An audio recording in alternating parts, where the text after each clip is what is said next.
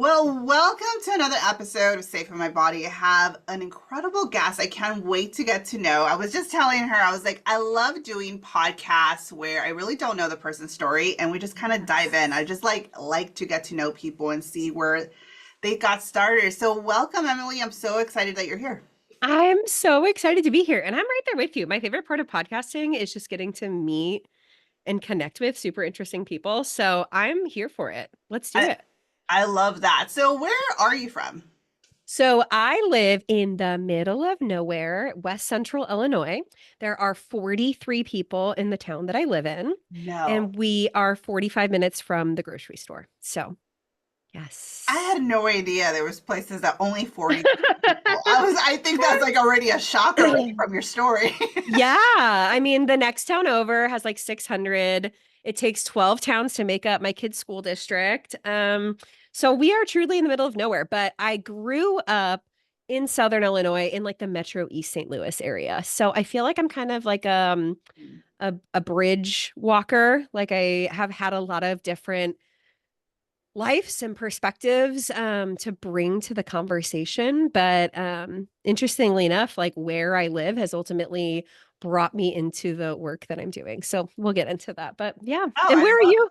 Well, Where are I you love that. located? I'm in LA, near LA. Okay. My Yeah. cousins live in LA. So we Oh, like okay. to swap stories of experiences Mhm. because as much as it takes us a really long time to get to the grocery store, they tell me stories of like the time discrepancy between how long it sometimes takes to go 10 miles. And I'm like, that would make me psychotic. Yes, people were So, like, "Oh, do you go to Hollywood a lot?" I was like, "You know how far that is for me?" Like, wherever we land in LA area, it's like we stick to that. It's like, yes. and any time we think of going somewhere, we have to mentally prepare. I know I do. It's like, okay, we're gonna do Hmm. this. We're gonna do this. Especially now that I Right. work from home, it's Mm. my patience is not there, and I have to mentally prepare. Yeah, when they're like, yeah, it could take 15 minutes or an hour and a half. I'm like, oh, like Yeah, I might be far away from things, but it's predictable. Like right, there's exactly. emotions. You're like, I chose the Yes. distance. Yes, exactly. But it's always really fun just, to have, I have family in Los Angeles and New York City and Chicago and London. And so getting to sit in conversations around obviously what makes our day-to-day reality so Right. different, but also like the undercurrents of, what makes us human and what's so similar, even though we live like on what feels like different planets. Yeah, exactly. Exactly. I love that so much. So I want to dive into your story a little more. You were kind of already kind of started unraveling how you ended up in a town at 43. I'm like, we definitely have to touch base on that. But I would love to know, if Hmm. there was a time in your life where you knew something was off. Yeah. You knew something had to change. You didn't know how. You didn't know why you felt that way. It didn't make no sense, Yeah. but you just had to go there. Was there a time that for Mhm. First of all, I could probably identify a lot of different you? times like this, which I'm sure a lot of your listeners are starting to be able to relate to. Like the more awareness you have, the more you Mhm. can pinpoint. But I love the premise of this podcast because really my story, I mean, not that my story didn't begin at birth, but like really the story that I tell today that began the journey that I'm currently on, started with a moment like this. So it was fall of 2019. My second child, my first daughter, had been born in March of that year. Mhm. And, I had my maternity leave, went straight back into work way too soon, as you do. Mhm. Professionally, I had been an elementary school teacher. At this point in time, I was at a rural nonprofit, a local YMCA, as a program director, overseeing like summer camp, after school, like all those youth and family program things. And so I had gone back to work, poured every ounce of myself into our summer camp program. We had 7:30 to 5:30 with like 115 kids and 15 staff or so. And I'm working insane hours, pumping 8+ times a day, plus nursing around the clock. And I have a toddler at home. As I think a lot of moms can relate to, of just doing all of the things. And at that point, to set the context, I feel like I had lived most of my life checking the boxes. Mm, right? mhm. Here's the list of all the things you need to be doing in order to be successful and happy, right? Right. Be really involved in high school, get into a good college, get your degree, get your job, maybe get another job, get a promotion, like get Right. married, raise babies, live happily ever after, amen. And Mhm. I had done all of that. And on paper and in reality, my life was beautiful and everything I could have ever dreamed and wanted. But here I was sitting at the end of the summer with my almost 6 month old daughter, who is now a first grader, Mhm. in my arms, just all of a sudden feeling like the weight of it all. Mhm. And in that moment, also feeling the responsibility of like, I have a baby girl who's going to grow up one day. Mhm. And it would devastate me if she felt the way about herself that I feel right now. Like I was so far on the back burner, I like wasn't even in the kitchen anymore, right? Mhm. Um because I had just been giving so much to try to be a good employee, a good boss, a good mom, a good wife, a good, insert anything, just Mhm. trying to be so good. And then of course here I am in this postpartum body for the second time around in a few years, feeling squishy and, physically uncomfortable Mhm. and just having this realization of like, I am so freaking depleted and I have all of these blessings and I'm miserable. Mhm. And like, I am coming home at the end of the day giving so much to everyone else that like, I'm almost frustrated with my kids for existing, not because I don't love them, but because I am so Mhm. depleted and empty and angry and frustrated. And it was in that moment that I was like, there has got to be a different way to do this. Like, I don't know what this looks like.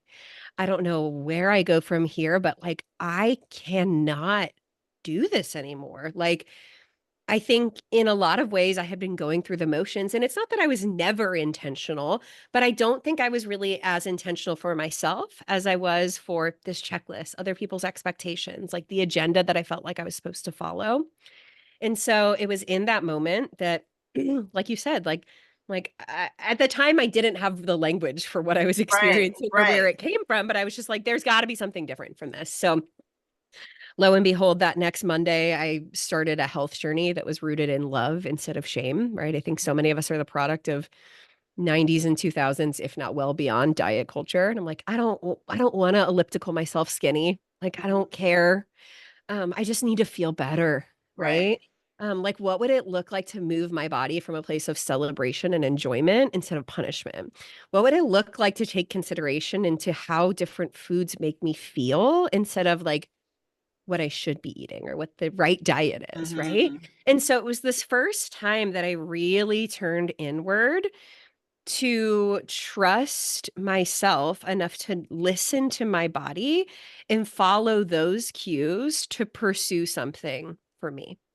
And so, like I said, that brought me down a health journey where I went from being the opposite of a runner to a half marathoner. Wow. It brought me into the world of personal growth and development, which at that time was really rooted and focused in like goals and habits, but that alone was revolutionary. It was like the first time that I realized just how much agency I had to be intentional with my life, Mhm. to really get to choose how I wanted to feel on a day-to-day basis and like deposit in the bank towards that instead of just running on autopilot. Mhm. And so, just to kind of bring us up to speed of where we are today, that led me to about a year later looking around, being like, I don't see anyone else right in front of me having this conversation. Like, I Mhm. can't be the only person who lives in the middle of nowhere who, Mhm. cares about these things. Like, I'm really digging into what does it mean to be a gentle parent, a conscious parent, like insert whatever adjective you want Right. to, right? Like looking at doing parenting differently, looking at pursuing goals and dreams for myself and building a really big, beautiful life, even though I live in the middle of nowhere. What does it look like to be intentional? And so I did what any sane person does in a pandemic, and I started an Instagram. Of course. Really just for that craving for connection and to feel Mhm. seen and heard and understood, which is one of the blessings of social media. Not that it doesn't have its own, you Dark know, side. right, which that could be a whole podcast episode in Right, itself, exactly. right? But it turns out I was not the only one. Mhm. And so, to make a long story short, I built this really vibrant community of women from all around the country and beyond who lived in places that look like the place I live, and who were also just wanting to do things differently. And that shows up differently for everyone, right? Maybe the way they parent, the way they work, the way they live, the way they take care of their health, the way we talk about mental health, things like that. So, ended up me leaving my full-time job that I thought I'd be at forever again, to jump into the world of entrepreneurship and become a coach, a facilitator, a speaker, a podcaster, which brought me into the world of mental health and diving into therapy for the first time. You want to talk about having the realization how disconnected you've been from your Mm. Yeah. body. Like Mhm. starting therapy was a really big piece of that, which brought me into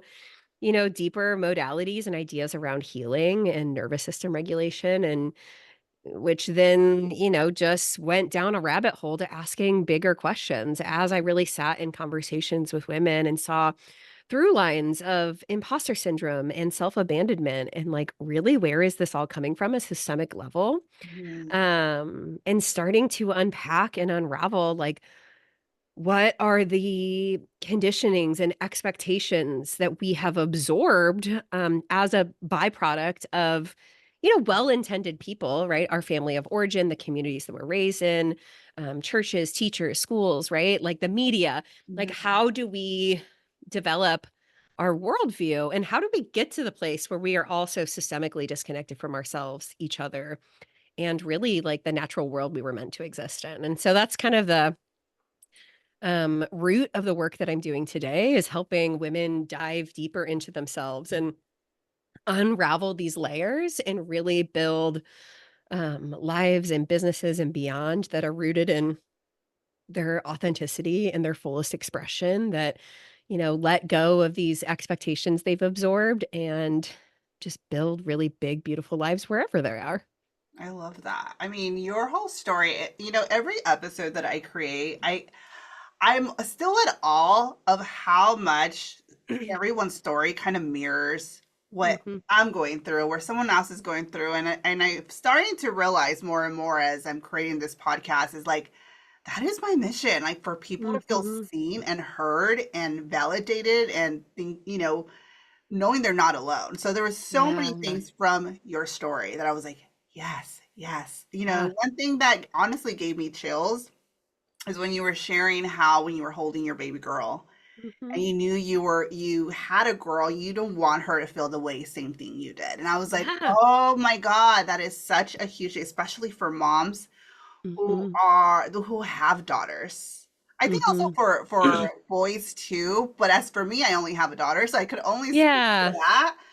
But yes, 100%. Like for my situation was definitely my daughter was my number one Mhm. motivator to switch my situation, my life, because I couldn't do that for myself, Yeah. and I feel Mm. like I always think that the reason we have daughters is to show us Oh, yeah. They're how. they're big, beautiful mirrors. Oh my God, yes. And it was like I learned so much. She's 14 now. So she mirrors so much of me of like, oh, like she just calls me out, right? Mhm. And I'm like, oh, you're so lucky. I'm so aware before I snap. Yeah. Yeah, but it's so true, like, parenting I have a boy and 2 girls, and I'm expecting and due in January, so I do have experience a little bit with both, and this is true of all of our kids, but I think especially as a woman, as a mom, when you start waking up or having conscious awareness of like the shit you've been carrying, Mhm, right? The hustle culture, the diet culture, the stories around our body, the mhm. stories of how we define our worth, the way that we sexualize women, like all once you So start many. kind of, how you have this little baby girl and you're realizing what the world Yeah, I is was gonna say imposing on like her, what the right? world is here, like where Right. we're like literally leaving them, it's just like, oh, I Yeah. need to prepare you. Like it's just Well, like, and I need to heal within myself. mhm. Yeah. That's been huge. And talking about, like, being in your body, I was just talking whoa, my husband just, like, threw my mic across the desk. I was just talking on a podcast this morning about how in their body like babies and toddlers are, especially when they have a tuned caregiver. Mhm. When they're mad, they're mad. And when they're sad, they're Mhm. kicking and screaming and wailing and flailing. And like their nervous system by design feels the things that they're meant to feel and then naturally releases them and then they move on. And so Mhm. that has been such an important mirror in parenting for when my kids are having experiences like that, and me to be Mhm. able to check in with like, okay, what was that experience like for me when I was a kid? Because I was not allowed to do that. And like, Right, like, you're not allowed to show emotion, pretty much. That was my right. situation. I'm Yes. just getting comfortable being Hmm. okay, feeling angry, sad, and actually Hmm. feeling it.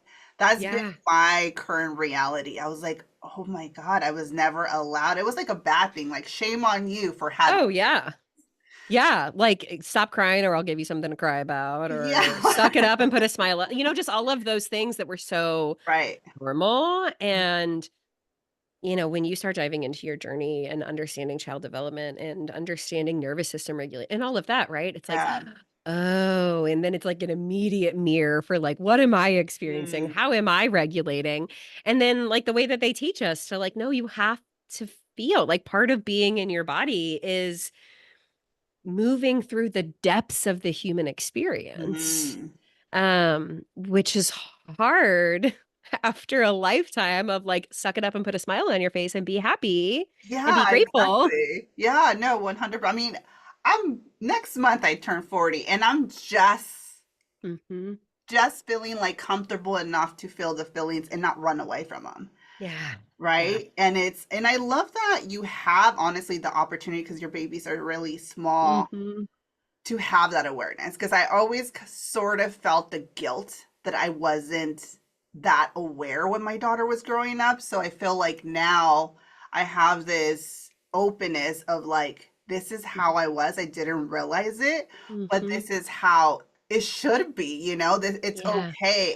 And I'm proud of that, right? To be able to pass that down. And I love that you're able to do that since your kids are so small. So anyone listening who maybe feel like, oh, my kid's already older, whatever. But I feel like the more honest you are Yeah. of where you were and, and having that, I feel like kids respect that even more. Oh my gosh. I even think about as adults, like, can you, and I don't know what your family experience is like, but can you imagine like the caregivers and adults and people in your life, even at this point, being like, wow, I Mhm. didn't know and I'm healing and here's what I'm learning and I'm sorry. Like that Mm, makes me want to cry because I can't, right. you know?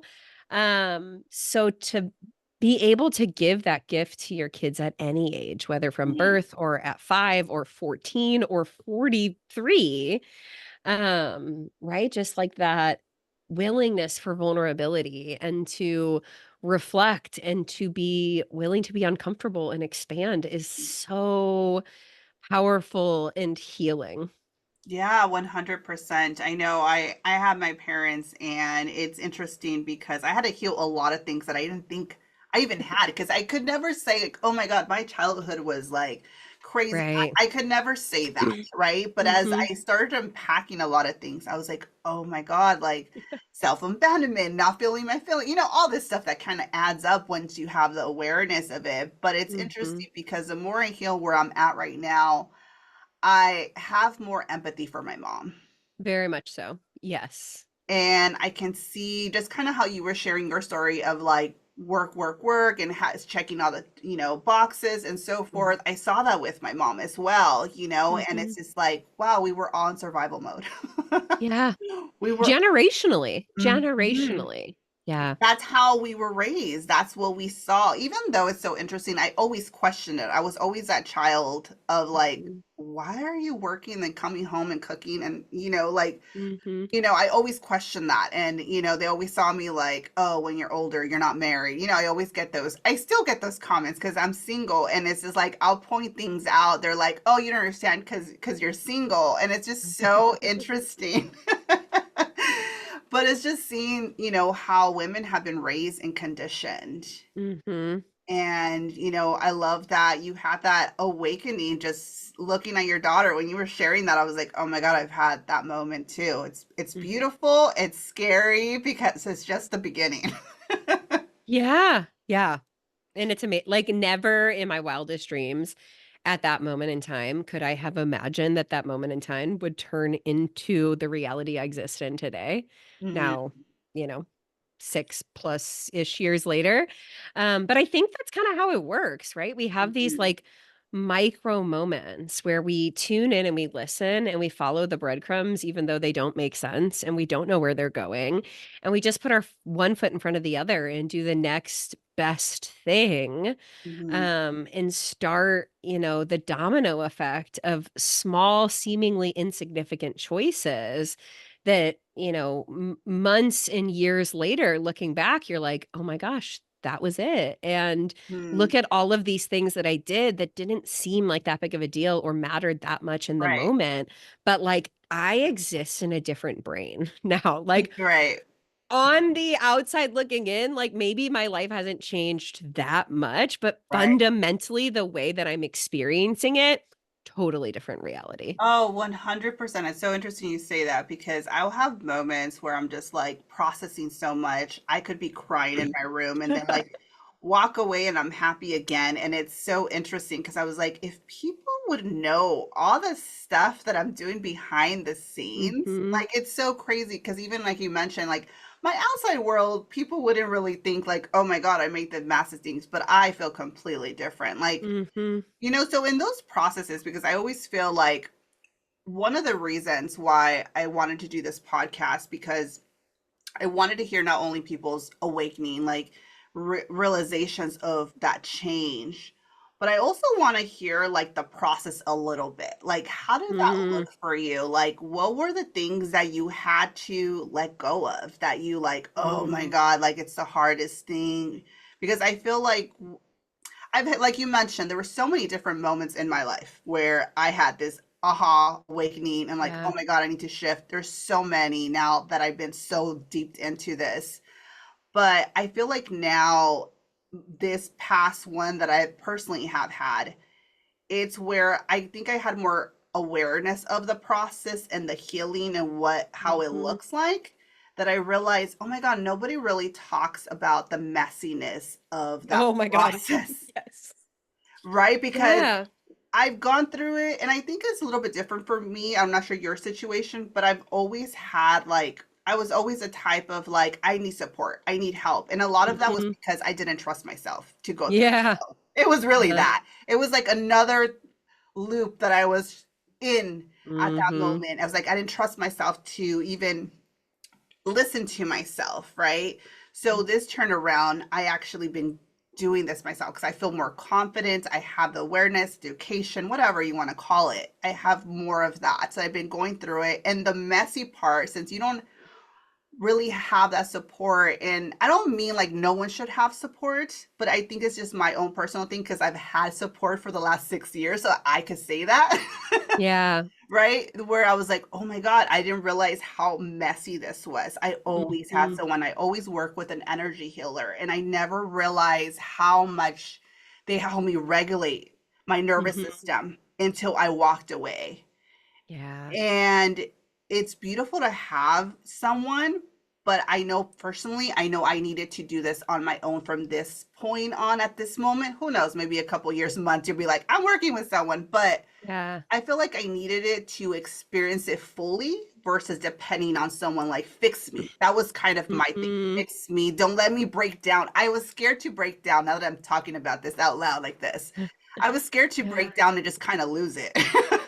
Well, and it's also deeply uncomfortable to walk through something you never had before. Like, Mhm. when I look back through all of the different phases of my journey over, the since 2019, like, in one capacity or another, I have always had support. But I think what has been really meaningful for me is the attunement to know, like, what I needed in that moment. Mm. Is it a coach? Is it, a mentor via listening to their podcast and they don't know that I exist? Is Right, it a right. mastermind? Is it going to a retreat, right?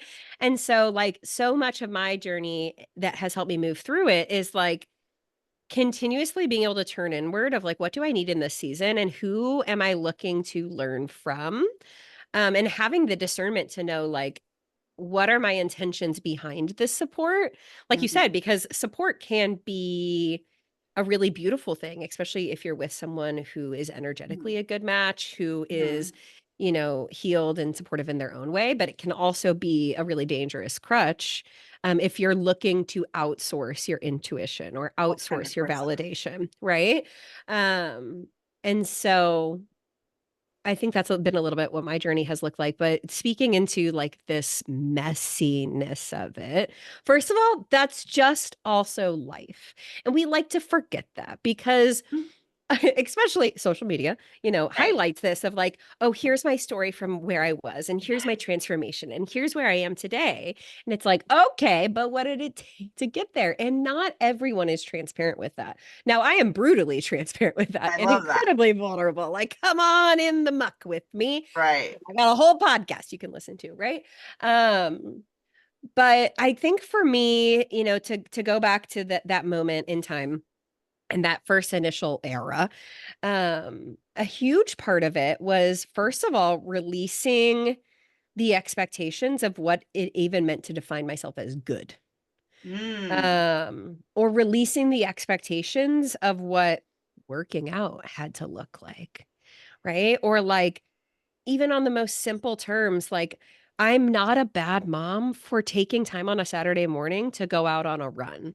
But like those were the complexes of like, oh my gosh, no, my kids are home on the weekend and we're supposed to be together. We're supposed to do all of these things. But like, I am a much better mom when I can go do something for myself, clear my mind, like move my body, get some fresh air on my face, like, and then come back. But at the time, that was like revolutionary to be like, it's okay to leave my baby and toddler in the hands of their also competent other parent to go and take some time for myself. But Right. at the time, that was like a really big thing to navigate. Right. Or even like the complex I had around hiring a housekeeper. Well, good wives, good moms Right. should be able to do that. Well, I'm working full time and I have two young kids.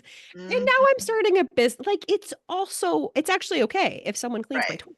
Right now, it's like the happiest check I write every month. But at the time, Right. it was like there were so many stories attached to my inability to do this. Like, no, Mhm. that doesn't even make sense now looking back. Um, but it's like every step of the way required what I can now look back and say is like that redefinition of what I was measuring myself up against versus like the reality I actually wanted for myself. And I think that's a really important process to go through in any point of a journey, or especially a growth journey of like, what are the stories I'm believing around this? Whether it's limiting beliefs, Mhm. lies, capital T truths, where did they come from? And do I actually want to believe that anymore? And I think that that's transferable to whether you're talking about exercise or religion or your roles as a wife or the Mhm. way you show up in your business is like the second you're like, I need to, I should be, or shaming yourself for like, Mhm. why can't I do this? Like, what's Right. wrong with me? Is Mhm. like having, first of all, being able to stop in the moment from a place of neutrality of like, hmm, that's an interesting thought. Right. Because I know a lot of women jump into shame of like, oh, no, I'm not supposed to think that way. Like, so and so influencer listened to told me not to talk to myself that way. Okay, like, let's just be neutral. Hmm, Mhm. where did that come from?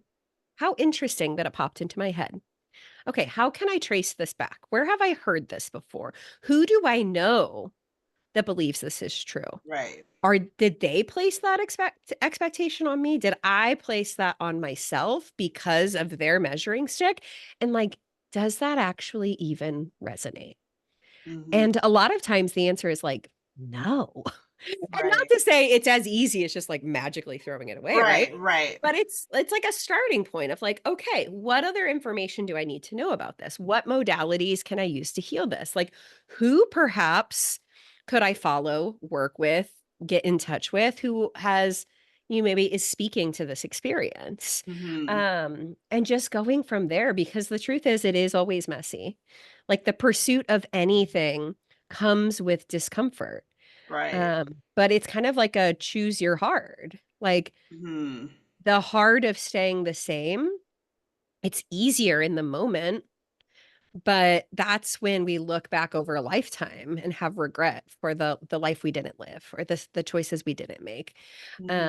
And so like I'm in a position now of like I'm willing to embrace discomfort with open arms most of the time because Right. I know that on the other side of the discomfort, on the other side of my comfort Right. zone is something really beautiful.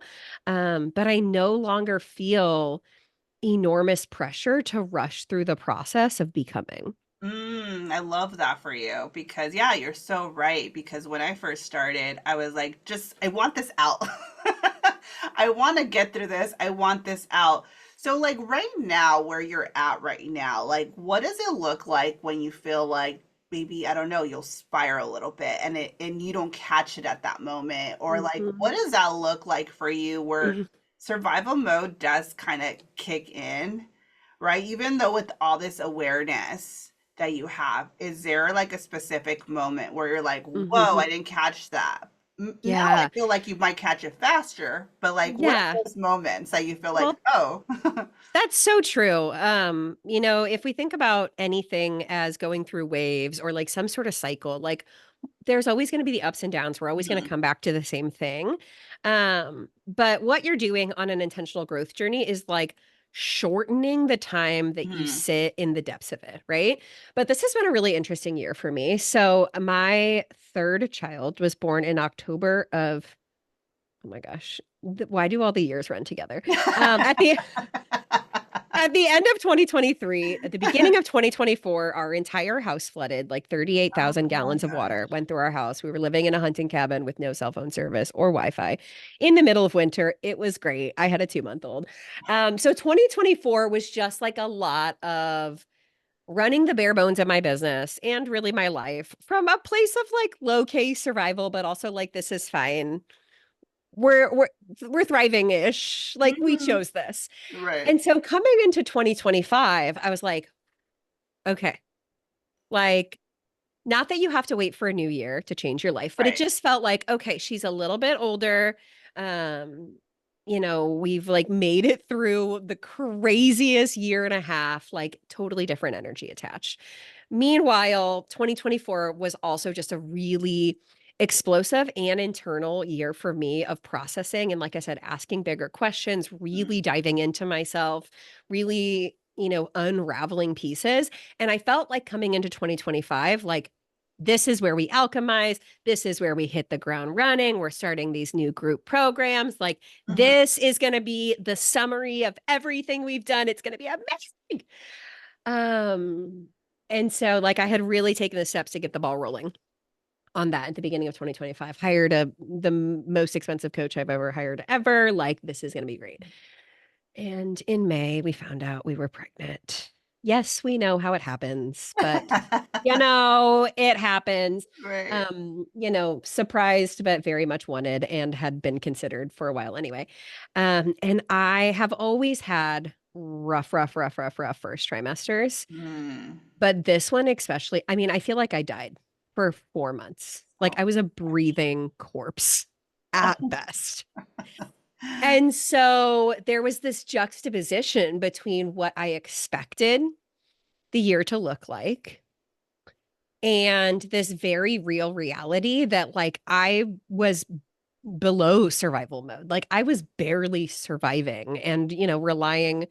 Thankfully, my husband's been through this 4 times, so he's a rock star. Mhm. But like also the morning of like the summer I didn't get to have with my kids in the way that I wanted to, right? And just like my inability to show up for them or my business or these things that I thought I would be bringing to fruition in the way that I wanted to. Mhm. And also, I've been in this journey enough to like also kind of have some peace around it and be like, it's Right. fine, everything works out, I have trust, but also like really deeply grieving my expectation after just going through a really hard season, right? Right. Because It's this is like how it's supposed to work. You go through a hard season right. and then it's really That's good. it. Yeah, And it was exactly. like, you just went through a really hard season. You thought it was getting better. And now you're in the depths of hell again. Like, congratulations. And so, it's really been a couple of months of like surrendering and Mhm. trusting and being like, God willing, I'm going to be on this planet for a really long time. And nothing that I'm going to do right now is going to make or break anything. I hope that I'm doing this work forever. I'm right where I need to be, and it's okay. Um, but even knowing that, and sometimes like what we logically know and what Mhm. in our hearts of hearts we believe, are not always on the same page. Yeah. So it was definitely a really weird place of like logically being able to wrap my head around it and also being really devastated, in addition to just feeling like I was hungover with the flu for 4 months, you Oh know? my gosh. Um, so yeah, I mean, I think just to answer your question of like, I think that no matter what we've done or how we've healed or how we've grown, like life always gives us opportunities to practice what we've learned. Right.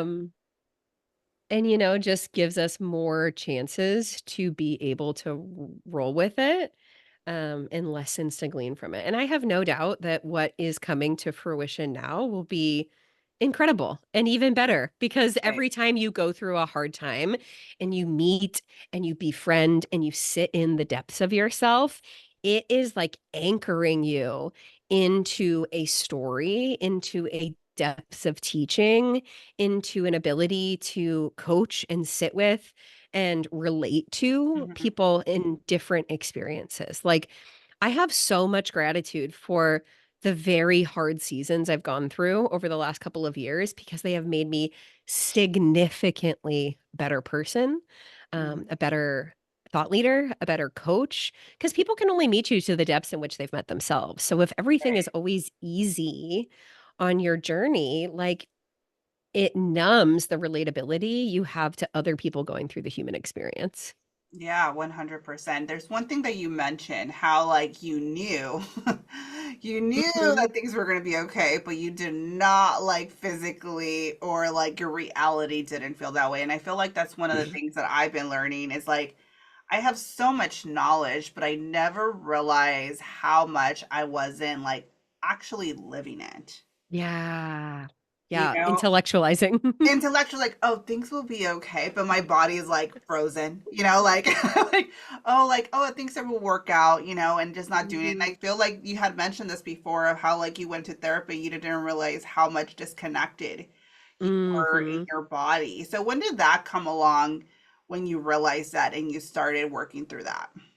Yeah, so I would say the first instance was even just that reconnection or maybe even initial connection with being able to tune in and listen to what movement feels good. Mm-hmm. What foods, like in that journey of, trying to understand how different foods made me feel. I realized that my body really hates gluten and dairy, like viscerally. And looking back, I should have known that for a really long time. I just Right. spent way too many years of my life binge drinking, and who cares about nachos when you're drinking 6 nights a week, right? Right. But it's like that was kind of the beginning of like, oh, my body has something to tell me and I need to listen. Mm-hmm. And then, talking about intellectualizing, going to therapy and her being like, we're talking about different things from my past and I'm able to like rationalize and define and explain everything. And she's like, that's great. You're smart. How does that make you feel? And I was like, I hate that question. Right. Like, that was like the first time I really allowed myself to turn inward and actually sit with it. Like Mm-hmm. to have the consciousness to know you're kind of going through a hard time and not immediately try to rush to fix it, which is not the same as like not taking steps forward, but just being like, oh, like I'm just supposed to be in this. I'm meant to work through this. I'm meant to heal this. And like there's no magic easy button Mm-hmm. because clicking the magic easy button is actually just dissociating from the reality that I need Right. to move through. So that was a really big one. um, and then I think, over the past couple of years, just starting to get more aware and comfortable and listen to more women explain what it actually means to be in your body and to feel Mm-hmm. the depths of the human experience and how disconnected we are, especially as women, systemically from our pleasure and from our joy and from like I feel like that was a whole nother layer of like, Yeah. okay, wow, I really don't even necessarily know like what does it mean to be in my body Right. other than Yeah. just like this meat suit that I hated for long because I wasn't skinny Mhm. enough. Like, what? Like, What? no, I am like magical. Women are magical. We create Right. life. Like, what does that mean? And so it's been just like this continual coming home to myself and like learning to really understand and make friends with, love, appreciate, trust my body on all levels. Like that has for sure been a journey. Yeah, that's so, yeah, I love all, especially what you said right now. It's like, what does it mean to be in my body? Because I've asked that so many times. Like, I'm like, okay, I feel like, you know how they give you like, oh, do these processes. Like, okay, Mhm. awesome, you know? But I feel like you won't really know. This is from my experience. Like, people can teach you all these Mhm. techniques, but I feel like when you're really ready to dive Mhm. into it, because like you mentioned, you're like, okay, I felt it, bye. Like let's move Yeah. on. Yay. I touched Yay, my yay arm. It's me, I still got there. it. But it's like, you really have to sit with it and Mhm. you have to kind of define what that means for you. And I used to hate people that used to tell me that. I'm like, that Mhm. doesn't help me. I have to Yeah, just tell me.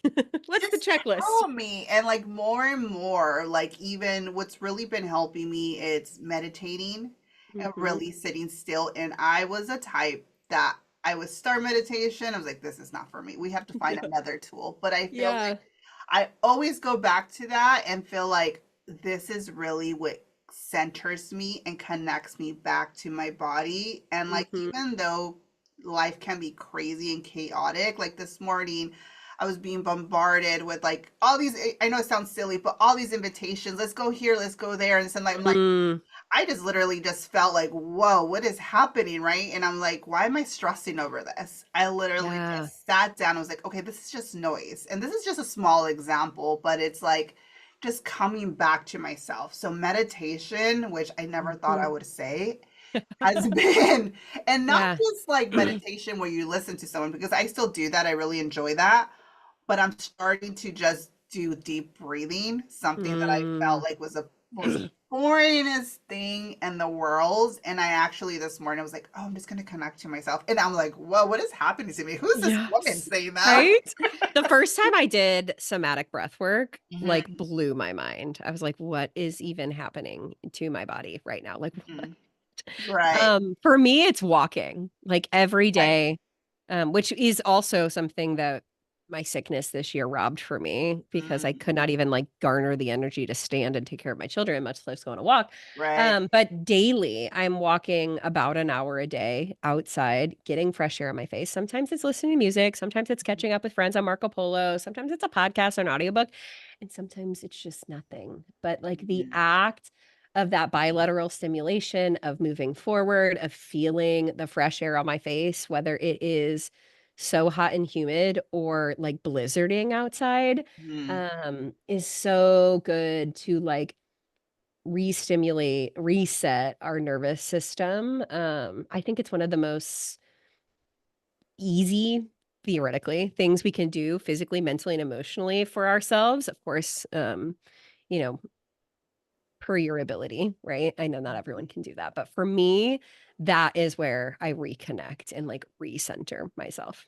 I love that. Yeah, walks for me too. I feel like lately has been meditation, and I feel like it always kind of goes for me. It's like I'm the type that I had to test so many different things. Mhm. Like, oh, you said to do this, I will do this. I will go Yeah. do this, I'll do this. And so I finally started. I feel like I was jumping around and just trying to see what the fastest result I would get. Yeah. And so I was like, So you know real. what? Let me just do the stuff that really resonates with me. And I think that's the one thing, because nowadays, like going back to like social media, everybody has so much advice. Mhm. And it's beautiful, but at the same time, for me, it's like it becomes overwhelming, right? Like who Mhm. to listen to and so forth. So I feel like for me this year has always been like, okay, I've learned so much. It's beautiful. There's a reason why I learn all this, who I work with and so forth. So now it comes to me like, okay, now it's time for me to define what works for me. Yeah. And I feel like it has to reach that point where you start trusting yourself and listening Mhm. to yourself. Like, Mhm. when was there a point where you're like, had that moment for yourself?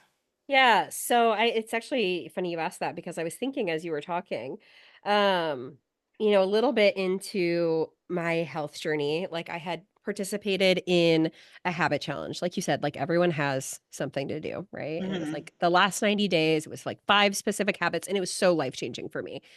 And then the following year, I led, what I anticipated was going to be like five friends and turned into a Facebook group with like 900 people in it through that same challenge. And we got to the other side of it, and people were like, oh my gosh, I want to keep going. This is so great. I'm like, if I have to talk about drinking water one more time, I think my eyeballs might start bleeding. Like, I'm so sick of talking about these five habits. And at the time, I had accidentally become a group exercise instructor for our YMCA during the pandemic. Like all of my programs were thrown out the window because Hmm. obviously. And so one thing that we could do to continue serving our members was online classes. And lo and behold, hi, you're a full-time staff member without a job. Go teach some classes. And one thing that I was saying at the time was like, okay, so let's say we're doing squats. Like, here's how we do it. Here's how you can make it harder if you want to. If this doesn't quite feel right, here's how you can modify to make it easier. Or like honestly, just march in place. I don't care. You do you. Like having that awareness that like we have to listen to ourselves in even an exercise class because what's working for me might not be where you're at. And like the fastest way to derail your progress on a journey like that is to push yourself into doing something that is not aligned. Hmm. And so on the other side of leading this tablet challenge, I'm like, you know what? I really want something that anyone could do, whether they're a CEO, whether they're a stay-at-home mom, right? We had looked at doing 75 hard, which is really hard and unrealistic for the average person and not necessarily the best for them. And so I created this habit challenge called You Do You 82. 82 days.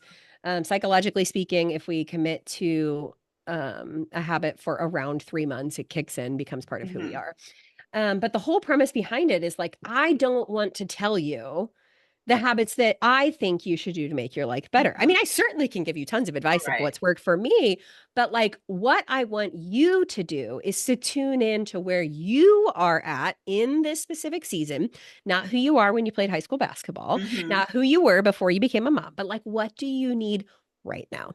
And it could be related to physical health, could be related to your water, could be related to how you spend your time, could be related to your relationships, but like really tune in, like what's going to get you closer to the way you want to feel right now in this season. And Hmm. then let's commit to that together through the lens of progress over perfection. And so it's funny because I was like having the same conversation we're having right now about being in your body and trusting yourself and leaning into your intuition before I even had that language. Like the Wow. whole premise behind it was like, I don't want to tell you what to do. I'm not going to give Right. you the 5-step program. You don't need my checklist. Like, what do you actually need? Not what do you think you need? Like, what do you really need? Which was so groundbreaking and so hard for so many women at the time. Oh, Be I like, I don't even know. Like, are you sure you can't just tell me what to do? What that should I would write be down? that would have been Mhm. me. I was like, just Yeah. give me a checklist and I'll go through it.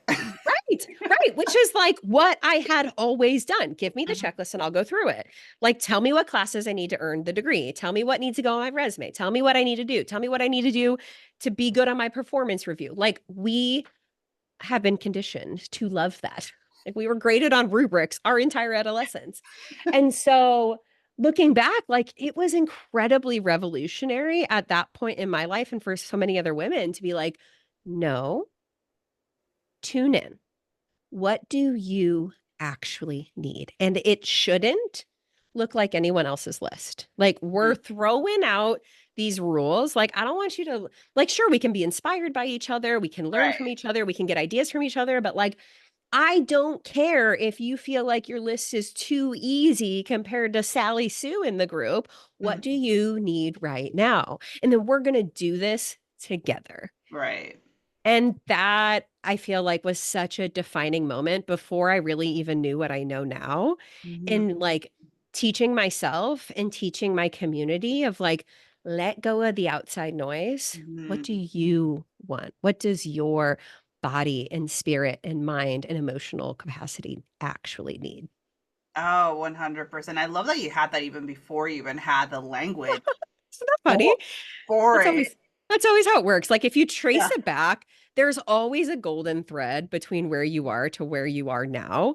Even at the time, like it you could have never seen it. And I just Oh, love that. yeah, 100%. Even creating this podcast, because I was like, I don't even know how to explain it, but this is what I Hmm. want, right? And it's Hmm. like the more I kind of dive into it, it's like, oh, this is what I meant. Like, this is what it is, you Hmm. know? And Hmm. I feel like also it's just like not get stuck on the terminology too of what it is, because I feel like so many people get like, well, I don't know, like how to describe it and so forth, and just let it be because it sooner or later it's Yes. gonna make sense to you, right? Yes. Since you're talking about habits, what was one habit for you, or like one thing that you had to let go that was like the hardest thing for you, or maybe you're still working on it? Mm.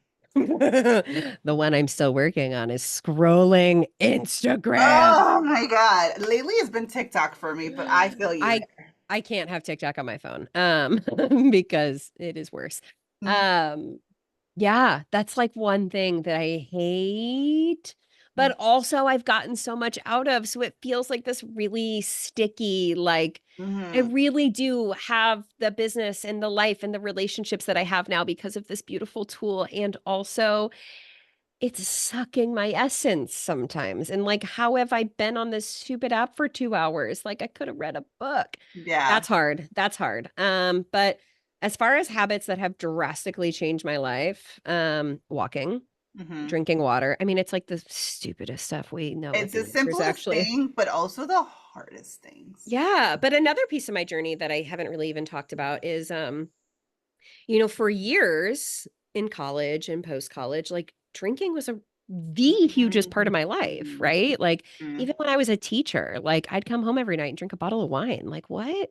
Mhm. Um, and when I was on this health journey, now granted, I was a mom, I was postpartum, I bed shared with all of my babies. So that wasn't a regular, consistent part of my life up until this point. But it's when I really confronted head on, like, why am I doing this? How did this habit get Mhm. created? And like, do I even want this to be part of my reality anymore? And I won't say that, well, okay, I will say alcohol is not a part of my day to day life anymore, where it for sure was, even if it was just Was. like one beer or one glass of wine making dinner or whatever. But I won't say that I'm like 100% sober. I call it now a choice activity. Just like if you're like, I'm Yeah. going to go to the movies tonight, you're like, I'm on a girls' trip. I'm like, we're going out. It's going to Right, be right, so much right. fun, Yeah. right? Or like, we're on our anniversary dinner, or we have some friends over. It's a Sunday afternoon. Like, we're sitting in the backyard. Sure. But as far as like a really big one that I had to really intentionally let go of, um, that was huge. That's so Really. interesting you brought that up because I feel like even for me, like drinking was like, oh my God, in my generation, it was like, oh, you go out of bar, you go clubbing. Yeah. It was like the thing. Yeah. It was such a thing. And I feel like it was just like with society what we saw back then of Mhm. like, oh yeah, it's normal to come home and have a drink and Absolutely. so forth. And I honestly, it's so funny you mentioned that because I felt like I was mostly a social drinker. I wouldn't really Mhm. drink at home, but sometimes I'm like, why don't I? And then I actually would Mhm. force myself Yeah. to Yeah. have a drink and I wouldn't even finish it, but it was like weird that I would, Yeah, like, why am I even doing why am this? I even doing this? I don't feel Yeah. like drinking. Like, so now I'm the same as you. Like, if I'm out, I'll have a drink. I like, Sure. but it's not like I felt like back then I kind of pressured myself. Well, it was, like, just the default. Like, it's not even Yeah. something I thought about, right? It was so a part of, like, day-to-day social life that it just Mhm. bled into everyday life, and that's where the awareness came in of, like, why am I do I want to be in what ways is this actually serving me? Like, why is this Right. coming up? Like, oh, I'm super now I have the language for it. I was super stressed. I didn't know how to Mhm. regulate my nervous system. I had Mhm. never had someone teach me how to feel my feelings. The Right. only model I ever had was come home and drink, right? Drink. Yeah. And so, now I have so much more language for the experience, but even at that point, I was just like, okay, I'm on a health journey. I'm trying to lose, weight and be the I'm like training for a half marathon, right? Wow. Like I cannot drink wine all night and then get up in the morning and go on a long run. Like, oh gosh, no, that sounds Yeah. terrible, right? But Mhm. it was like this unraveling with this habit that was like default and Right. normal, and really evaluating, which I think is a powerful consideration for anything in your life. It's so much of what we talked about anyway. Like, Right. where did this come from? And does this even belong Mhm. anymore? Yeah, that's so interesting. Yeah, I mean, one of the biggest things for me when it came to like even drinking was like, I don't feel good Yeah. afterwards. And I'm like, and again, that was me not listening to my body. I just thought it was Hmm. just like a normal, but again, it was a habit, right? Like, Right. and it's just so interesting. Yeah, that's such a great point on that one. So, kind of coming to the close of this episode, like, what does safe in your body look like today? Hmm.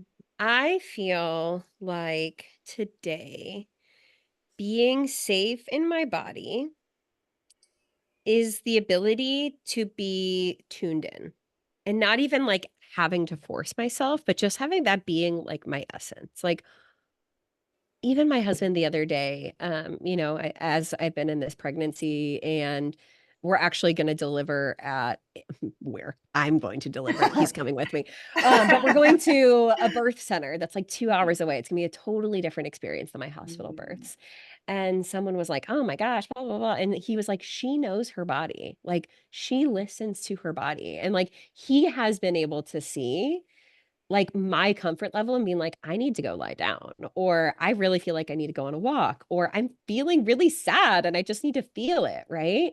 And Mhm. so it's like, it has been this process of relearning to trust myself from everything from what I eat to the way I move to what I do to how I feel to where I go to just even tuning into those cues. Like, Mhm. he has even noticed anytime I've tried to make a decision out of logic, like, it blows up in my face in some Mhm. capacity, Right. or anytime, like, he tries to, influence the way I'm making a decision based on his logic, like, Mhm.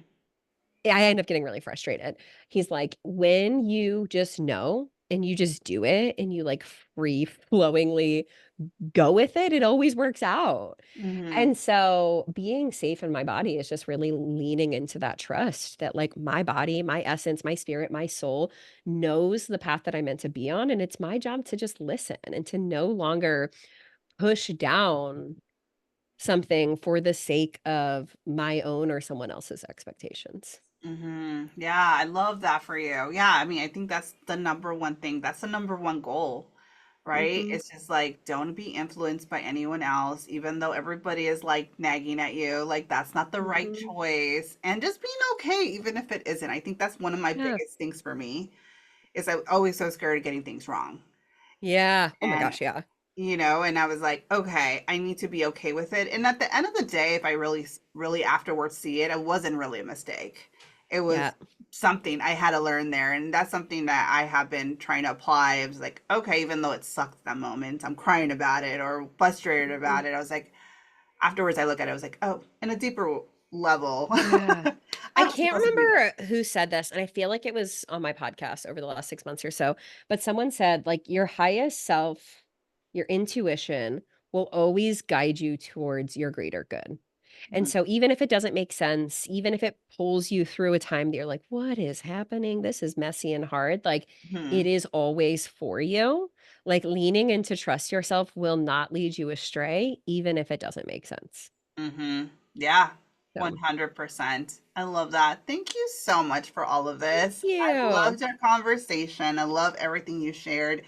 And I know someone who listens to this episode specifically is going to get something out of it. Like, that is Yeah. literally my mission. Like, every time I have these conversations, I feel like I heal something inside me. Mhm. And that is my goal with these episodes for someone to listen and have that healing for Mhm. themselves, like something that they heard and they're like, oh, yes, it just helps them move forward to that next step that they Yes. need to do. So I appreciate you for your time and just Thank sharing your you. story, your wisdom, and all your experiences. So thank you I so much. appreciate it. And if anyone listening, if you're already here, you're a podcast listener.